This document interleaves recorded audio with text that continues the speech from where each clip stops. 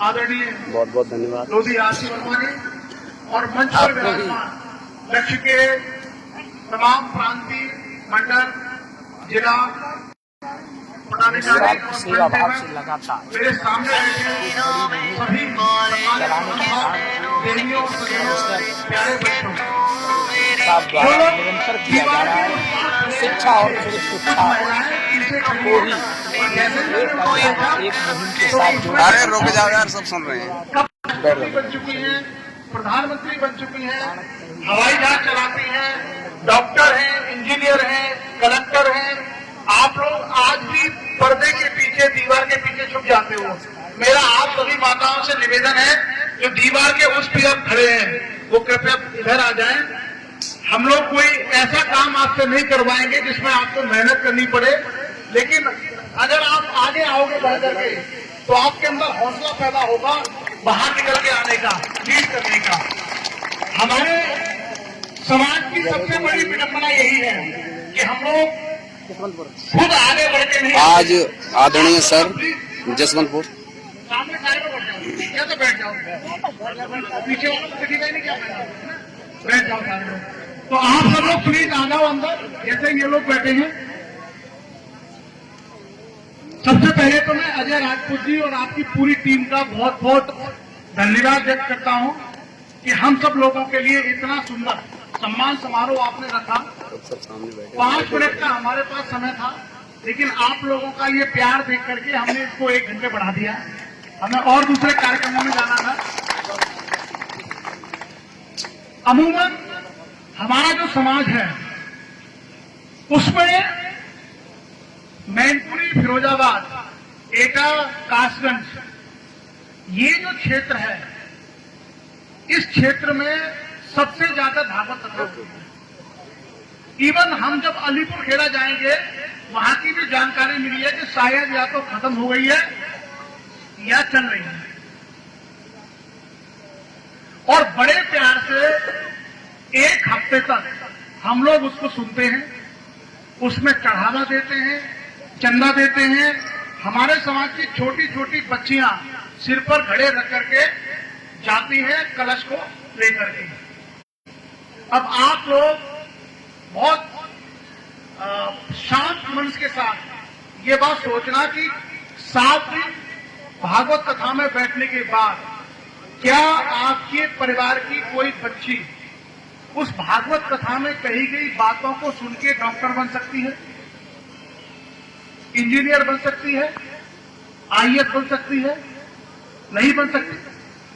IAS बनना है तो पढ़ना होगा, इंजीनियर बनना है तो पढ़ना होगा, डॉक्टर बनना है तो पढ़ना होगा। हमारा 7 दिन का समय गया, हमारा धन गया, हमने चंदा दिया, अनाज दिया, पैसा गया, समय गया, लेकिन हमें मिला क्या? हमें कुछ मिला नहीं। अगर उसी 7 दिन में वो बच्ची घर में बैठ करके इंटर के एग्जाम की तैयारी करे तो हो सकता है मार्च में इंटर की परीक्षाएं हैं, उस बच्ची के नंबर जो 60% आने वाले थे वो 65% आ जाए, जिसको 65% मिलने वाले थे वो 70% हो जाएं, जिसको 70 मिलने वाले थे 75 हो जाएं। आप जानते हैं दुनिया में सबसे कीमती समय है और हम अपने समय को यूं ही बर्बाद कर रहे हैं। बहुत सारे लोग जो आपके बीच में आएंगे वो आपको ज्ञान देंगे कि भाई ये धर्म का काम है, ये पुण्य का काम है। ऐसी बातें कह करके गांव में रहने वाले भोले भाले लोगों को बेवकूफ बनाया जाता है। कैसे? आप देखिए, आपके गांव में एक कार्यक्रम पहले हुआ था जिसमें मैं नहीं आ पाया था। हमने यह प्रयास किया था कि हम लोधी समाज के हर गांव में एक कोचिंग या एक पुस्तकालय खुलवाएंगे ताकि हमारे छोटे छोटे बच्चे जो मैनपुरी में जाकर के नहीं पढ़ पा रहे, जो लखनऊ में जाके नहीं पढ़ पाते, जो इलाहाबाद, दिल्ली नहीं जा पाते, कम से कम गांव में उनको अच्छी शिक्षा मिले। और अगर गांव के लोग सहयोग करें तो हर गांव में एक छोटी सी कोचिंग, एक लाइब्रेरी खुलवा सकते हैं। एक कोचिंग को चलाने का पूरा खर्चा 50,000 रुपये पूरे साल का। राहुल भाई, एक पुस्तकालय खुलवाने का पूरा खर्चा है 50,000 रुपये का पूरा, और एक भागवत करवाने का खर्चा है 2,500 रुपये का।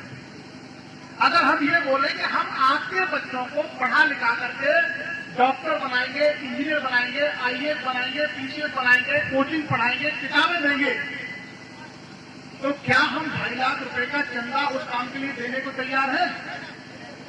नहीं देते। पूरा गांव मिलकर के शिक्षा के लिए 50,000 रुपए इकट्ठा नहीं कर सकता, लेकिन आप भागवत करवा लीजिए। अगर इस मोहल्ले वालों ने भागवत करवाई है तो दूसरे मोहल्ले वाले नाराज हो जाते हैं, वो जवाबी कार्रवाई करते हैं, बोले हम इनसे बढ़िया करवाएंगे, आपने 2.5 लाख की करवाई है तो 3 लाख की करवाएंगे। हासिल क्या होता है? कुछ मिलता है आपको? कुछ भी नहीं मिलता। हमारे समाज की सबसे बड़ी जो समस्या है, हम अंधविश्वास, कर्मकांड और पाखंडों में इतने ज्यादा अंदर चले गए हैं कि हमारी अपनी जो प्रोग्रेस है कि हम बड़े पदों पर जाकर के अफसर बन जाएं, हम बड़े साइंटिस्ट बन जाएं, बड़े नेता बन जाएं, वो सपना ही नहीं देख पाते। अब आप देखिए, आपके जितने काम पड़ते हैं, आपका जमीन का विवाद हो जाए, किसके पास जाओगे आप? किसी पड़ोसी से आपके जमीन का विवाद हो जाए कि उन्होंने हमारी जमीन जोत ली है, तो किसके पास जाओगे? पुलिस के पास कंप्लेंट करोगे या तहसीलदार या एसडीएम के पास? किसी के पास जाओगे ना। अगर हम बीमार हो जाए तो किसके पास जाएंगे? किसके पास जाएंगे? डॉक्टर के पास, हॉस्पिटल जाएंगे, वहीं जाएंगे ना। तो आप मुझे बताइए, जो आपको ये बेवकूफ बनाया जाता है कि आपके जीवन में धर्म आएगा, आपके जीवन में उन्नति आएगी, भागवत में बैठिए, प्रवचन सुनिए, तो बीमार होने के बाद हम भागवत में जाके अपना इलाज क्यों नहीं करा रहे? नहीं करा रहे ना। हमारी जमीन का मामला है, क्यों हम एसडीएम के पास जाते हैं, क्यों पुलिस के पास जाते हैं, क्यों हम भागवत कथा में या कांवड़े में या भंडारे में जाके उसका समाधान नहीं करवाते? नहीं करवाते ना। कई बार लोग आपसे कहते हैं कि साहब बड़े धर्म का, दान पुण्य का काम है, और गांव में कम पढ़े लिखे लोग हैं, बहुत खेती करते हैं, सीधे लोग हैं, मेहनती लोग हैं, ईमानदार लोग हैं, इसलिए उनको चालाक और फरेबी बुद्धि के लोग बेवकूफ बना के चले जाते हैं। आपसे अपने बच्चे के लिए कोई इस बात का चंदा लेने के लिए आज तक नहीं आया होगा कि आपके बच्चे का स्वास्थ्य अच्छा नहीं है, मुझे आप 51 रुपए का चंदा दो, कल मैं आपके बच्चे को 1 किलो सेब दे के जाऊंगा। बताइए, कोई ऐसा आदमी आया जिसने ये कहा हो कि मुझे 500 रुपए दे दो, 1 किलो कभी आया? नहीं आया। वो चंदा लेकर के आया और भंडारा भागवत करा दे और आप लोगों को उसमें उलझा दिया।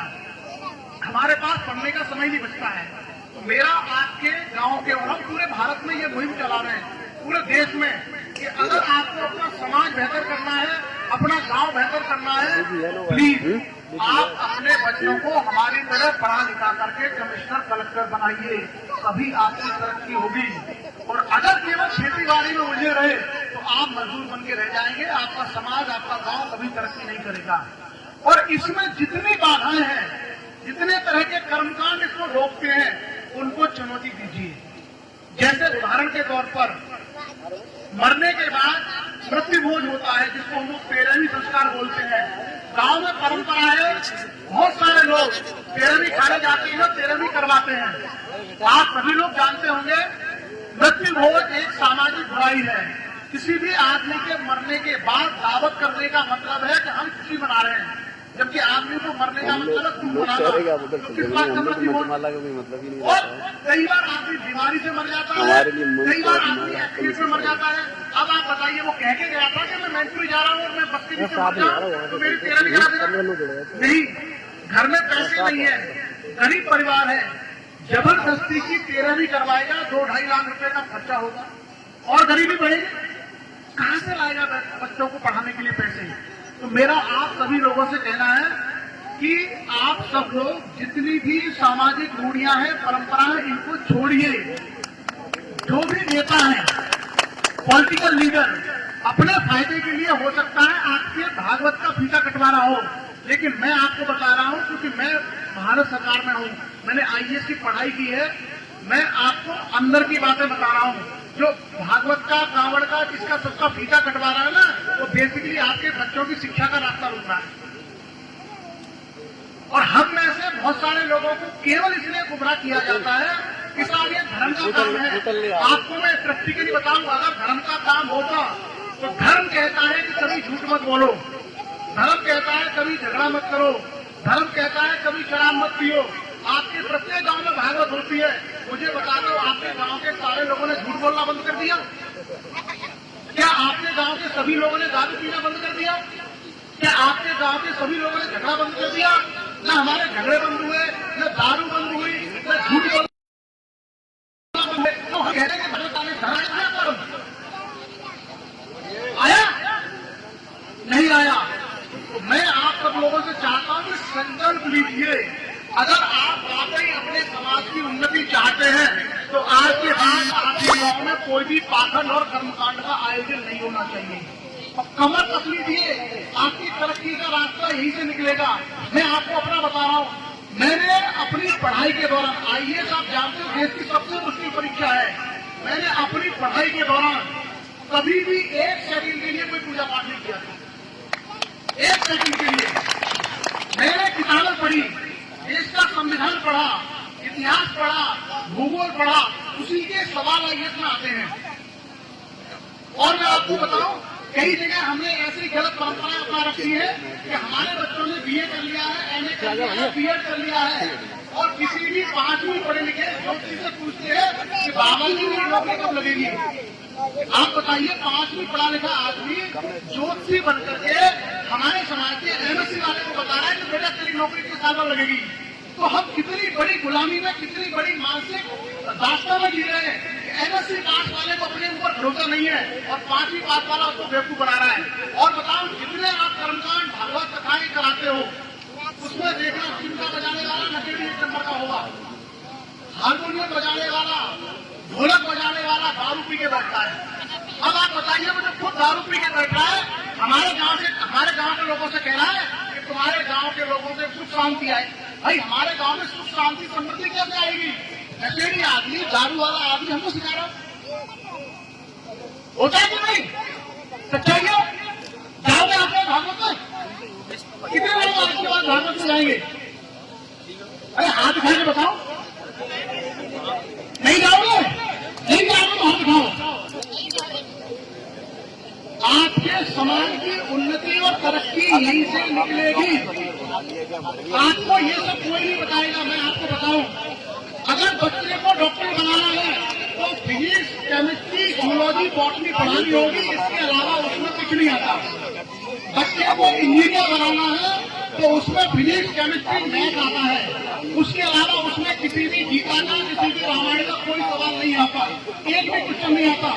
किसी बच्चे को आईएएस बनाना है, हिस्ट्री पढ़ाइए, ज्योग्राफी पढ़ाइए, पॉलिटी पढ़ाइए, इकोनॉमी पढ़ाइए, करंट अफेयर्स पढ़ाइए, और जो उसका ही सब्जेक्ट है वो पढ़ाइए, उसके ही सवाल आते हैं। और कई बार लोगों को लगता है ना कि वो अभ्यास से आए हैं, वो कथा बांट रहे, भागवत बांट रहे, बड़े ज्ञानी है।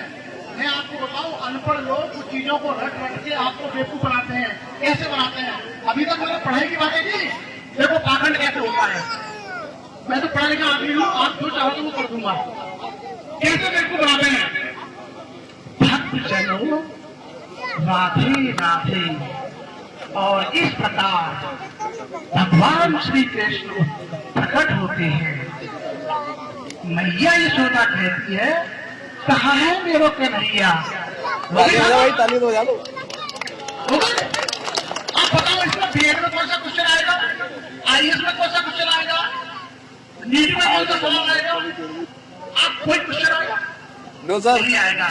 कैसे ही करके, और वो आपको बेवकूफ बनाएंगे कि सब मोह माया है, इसे त्याग दो, धन का दान करो।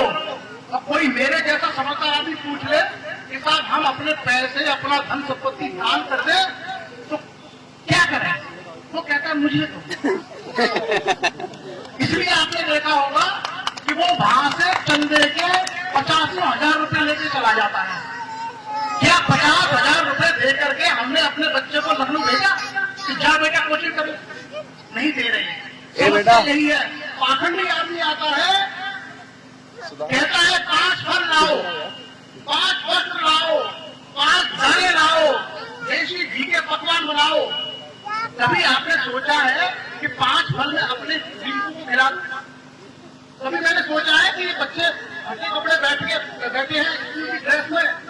में 5 नए कपड़े पाओ, कभी सोचा? और एक आखंडी आदमी जो हमसे लूटने आया है उसके लिए 5 फल, 5 मिठाइयां, 5 दाले, देसी घी के पकवान बना। आप बताइए, हमारी तरक्की हमारे समाज के इन बच्चों से होगी जो पढ़ लिख करके कुछ बनेंगे, कि अपने समाज का पैसा इन पाखंडों में कर्मकांड करने से खर्च होगी? ये डिसीजन आप लोगों को लेना। और बता रहा, कोई नेता आपके लिए बात नहीं कहेगा, कोई पॉलिटिकल आदमी हिम्मत नहीं है जो आपको ये रास्ता दिखा पाए। क्यों? क्योंकि अगर आप पढ़ लिख करके आगे बढ़ गए तो गुलामी कौन करेगा? इसलिए आपको गुमराह किया जाता है। मैं आपको वो सारी बातें बता रहा हूँ जिसमें आपका बच्चा कल को मुझसे बड़ा अफसर हो सकता है। और अगर एक बार आपने सीख लिया तो आपका रास्ता यूनिवर्सिटी, दिल्ली, इलाहाबाद, लखनऊ की तरफ होना चाहिए।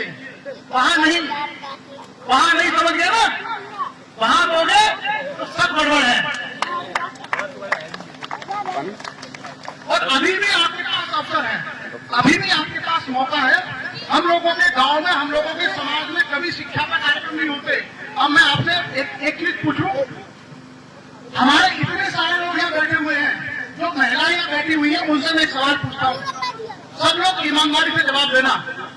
आप में से कितने लोग हैं जो भारत के राष्ट्रपति का नाम जानते हैं? राष्ट्रपति मतलब इस देश का प्रथम नागरिक होता है, भारत का सबसे बड़ा अधिकारी होता है।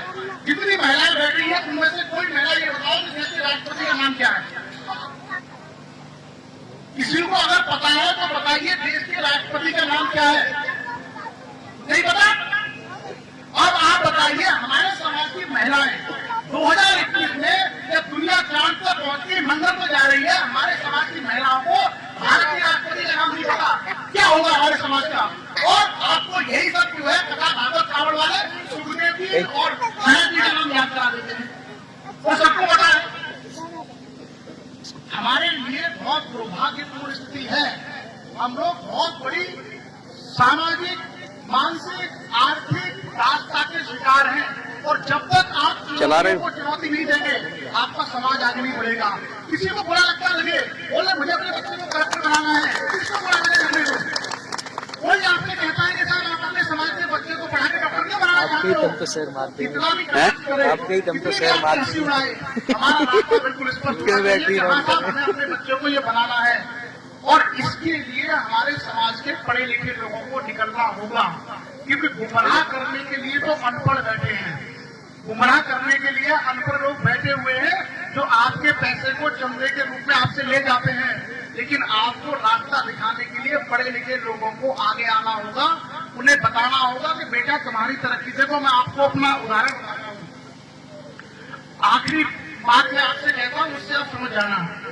मेरा जन्म जिला हाथरस पड़ता है, उसमें एक तहसील है सिकंदराबाद। ये जीटी रोड जा रहा है, इसमें सिकंदराबाद नाम की एक तहसील पड़ती है। सिकंदराबाद से करीब 15-16 किलोमीटर दूर मेरा गांव है। जब मेरा जन्म हुआ तो हमारे गांव में ना सड़क थी, ना बिजली थी, ना स्कूल था। भाई यह सवाल मैं आया, हमारे समाज की महिलाओं से किया गया है। करते करते करते करते करते आज मैं देश की आप सबसे तो बड़ी नौकरी में हूं। एग्जाम की तैयारी कर रहे हैं तो पता हो सकता सड़क है। नहीं थी, बिजली नहीं थी, पानी नहीं था, कुछ भी नहीं था। उस गांव में पैदा हुआ बच्चा आज देश की सबसे बड़ी नौकरी में आ गया। ये आप समझ लो, आज मेरे पिताजी, मेरे दादाजी हवाई जहाज में घूम सकते हैं।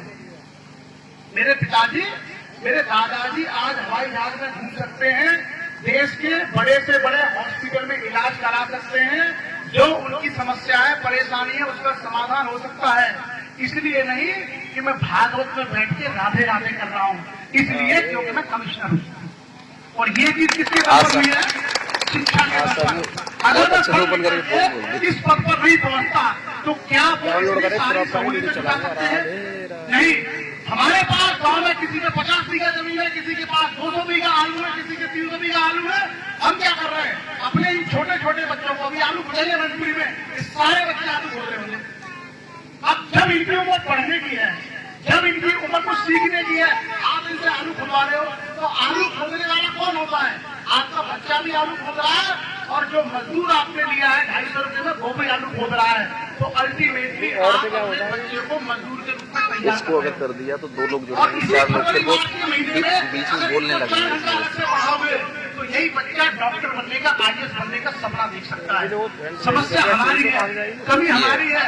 पाखंडों को, कर्मकांडों को तुरंत मान लेते हैं, लेकिन कोई आदमी अगर ये कहता है कि आप अपने बच्चों को पढ़ा लिखा करके IAS बनाइए, डॉक्टर बनाइए, इंजीनियर बनाइए, उसके लिए हमारी चेतना जागृत नहीं हो रही है। मैं सभी लोगों से निवेदन करूंगा, अगर आप चाहते हो कि आपका जीवन, आपका परिवार, आपका गांव बेहतर हो, तो पढ़ाई तो आप कर लोगे, हमें भरोसा है। लेकिन उस पढ़ाई से पहले आप अंधविश्वास और पाखंड छोड़ दीजिए। और बता रहा हूँ, पूरे हिंदुस्तान में तुम्हारी माने मेरे अलावा शायद कोई आदमी होगा जो इतने बड़े शब्दों में ये बात कह पाए। पेज पे नहीं। क्यों? क्योंकि उन चीजों को हमने गहराई से समझा है कि हमारे समाज की मूल समस्या क्या है।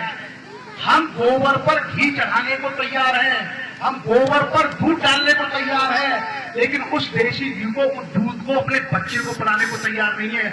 और किसी समाज की मानसिकता अगर इतनी कमजोर हो जाए कि वो गोबर पर दूध डाल सकता है, गोबर पर घी डाल सकता है, तो कोई भी पाखंडी समझ सकता है कि इनको बड़े आसानी से मूर्ख बनाया जा सकता है। और यही कारण है कि आप लोगों के मैनपुरी जिले से आज तक हमारे लोधी समाज में कोई आदमी IAS पीछे नहीं बना है। यही वजह है, क्योंकि हम पाखंडों को तुरंत अपनाते हैं, लेकिन अपने समाज की उन्नति और उद्धार के रास्ते को अपनाने को तैयार नहीं है।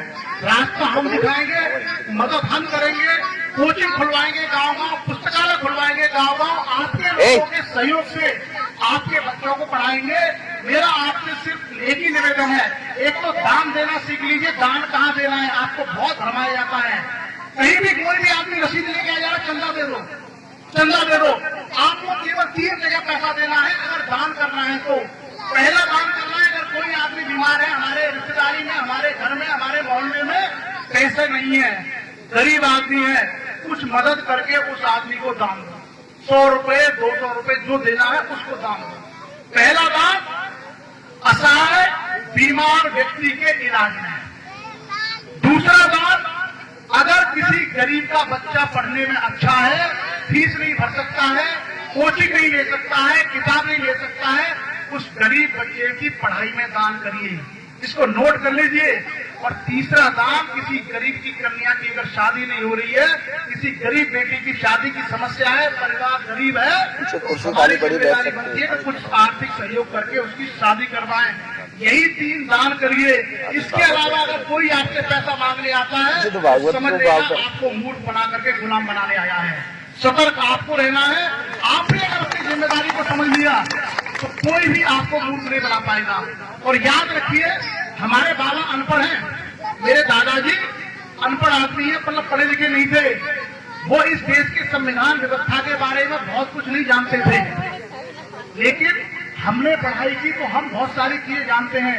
इसलिए अगर कोई SDM या उस लेवल का अफसर आता है, आज सर ने बहुत अच्छे से डिफाइन कर दिया है कि आप ढोंग पाखंड से दूर रहें। तथा सर ने एक बात ये भी कहा है कि तो बहुत बहुत धन्यवाद सभी लोगों का। और इस विश्वास के साथ कि इस गांव में शिक्षा की नई क्रांति उत्पन्न होगी, सब लोग अपने बच्चों को पढ़ाएंगे। आपके बच्चों को पढ़ाने के लिए कोचिंग से लेकर लाइब्रेरी हम खुलवाएंगे। IAS, PCS, नीट, IAS तैयारी हम करवाएंगे। आप बच्चों को लेके आओ। अगर 1 रुपए फीस नहीं है तो भी गारंटी देता हूँ कि IAS की तैयारी करवाऊंगा आपके बच्चों को। अगर 1 रुपए फीस नहीं है, लेकिन प्लीज पढ़ लीजिए, प्लीज पढ़ लीजिए, पढ़ लीजिए। ये रिक्वेस्ट एक IAS लेवल के अधिकारी कर रहे हैं आपसे, तो सोचो। एक बार अगर इसको पकड़ लिया तो आपके पूरे के पूरा परिवार सुधर जाएगा। अभी आपने देखा, हमारे समाज के 3 बच्चों का सिलेक्शन PCS में हुआ है। अलीगढ़ से एक SDM बने हैं, मेरे ही जिले हाथरस से एक लड़की डिप्टी कमिश्नर बनी है, और एक लड़का राज से भी असिस्टेंट कमिश्नर बना है। पढ़ोगे तो आगे बढ़ोगे। बहुत बहुत धन्यवाद। चलिए।